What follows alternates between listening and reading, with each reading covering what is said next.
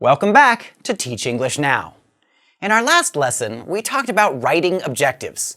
And in today's lesson, we are going to talk about sharing these written objectives with students in an objective discussion. And we'll see 3 teachers give us an example. Before they do so, let me ask you a simple question. At what point in a lesson do you think you should give an objective discussion? There are varying views, and I have heard several compelling arguments. But it is my own view that an objective discussion can be held at any point in a lesson. While it is traditionally seen at the beginning of most ideal lesson plans and lesson plan templates, as it is here, there can be good reasons to hold off. Some learners, especially in compulsory situations, such as a mandatory English class in high school, may assume that objectives of the class are out of their control, and thus resent being told what they will be doing and why. The general goals of the instruction may not, in fact, be their goals. In certain cases, such as the one just described, some objective discussions can be held with more success if students already begin to see a certain amount of progress, and thus perceive that they are being led down a path that they want to continue to pursue.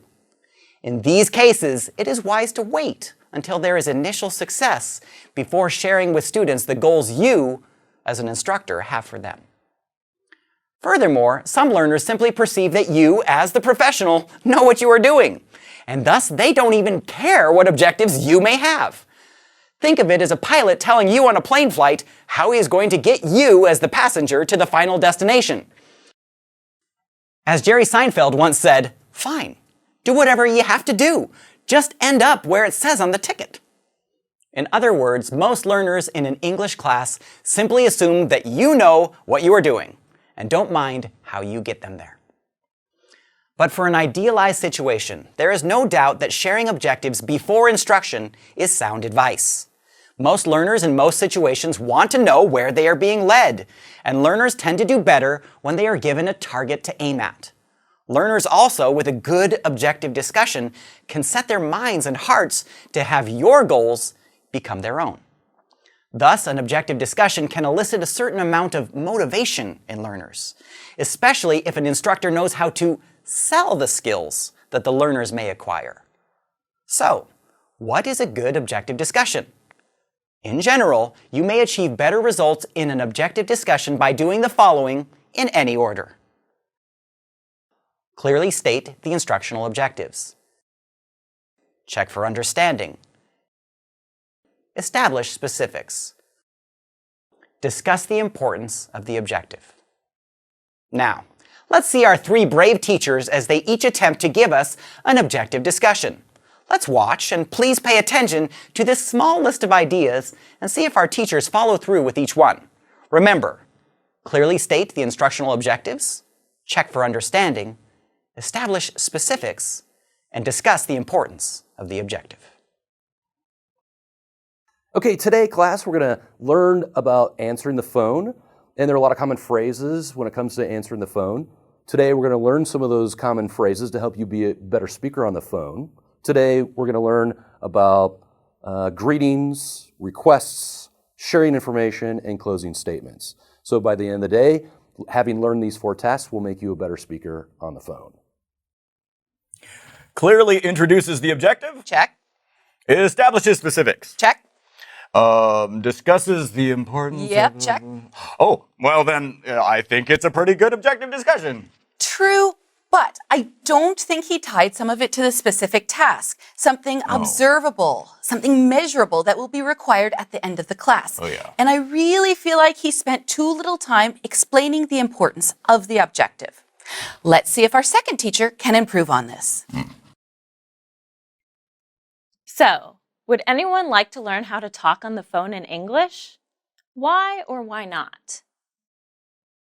Is there anyone you would like to talk to? What famous celebrity would you want to call? What would you say? I know it might make me nervous to talk to a celebrity in a different language.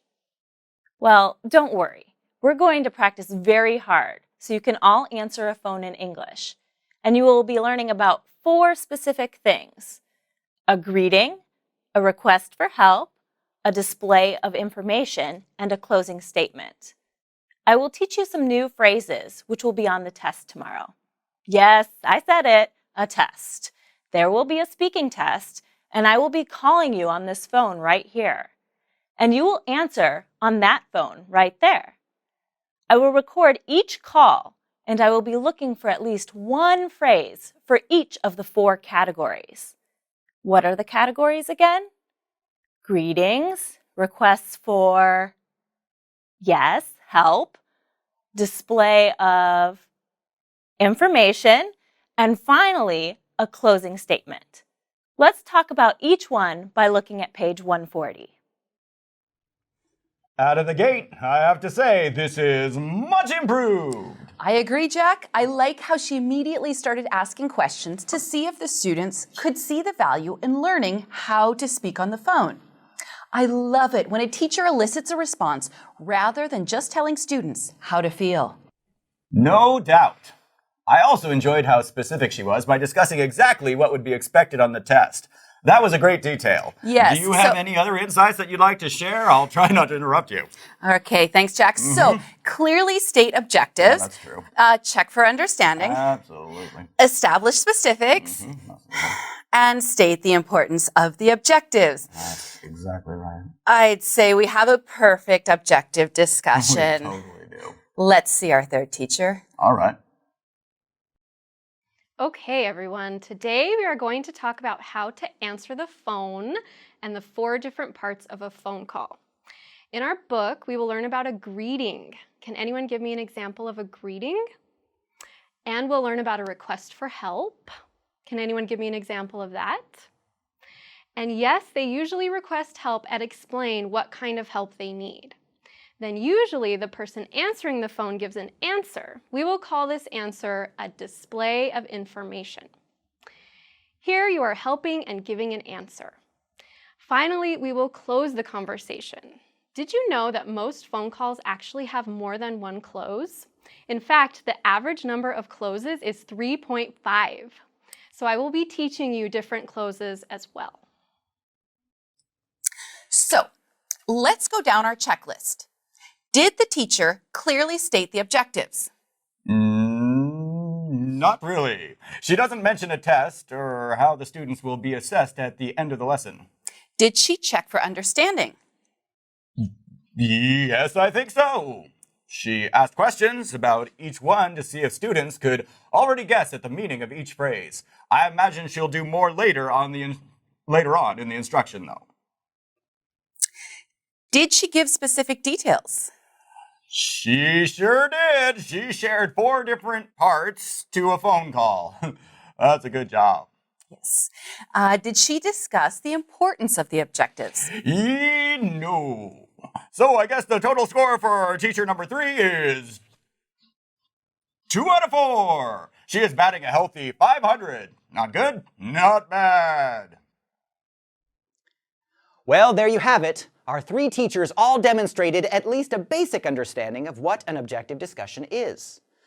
An objective discussion is like a blueprint that a teacher lays out for learners, a way for learners to see the path that the teacher will take them on. In our next video, we'll summarize what we've learned so far in Module 2 and discuss how you can apply these principles in your own teaching. See you then.